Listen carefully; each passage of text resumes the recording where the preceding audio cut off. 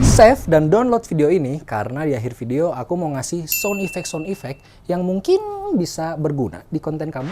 Misalnya, sound effect orang lagi ngetik kayak gini nih. Tapi bang, aku kalau bikin konten ngetiknya di HP. Boleh, kayak gini. Aman? Sikat!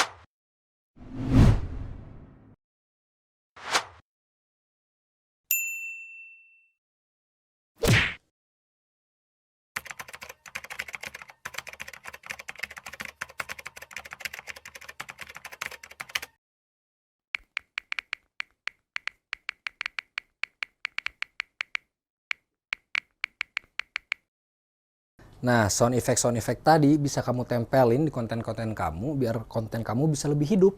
Kayak gimana? Kayak gini nih.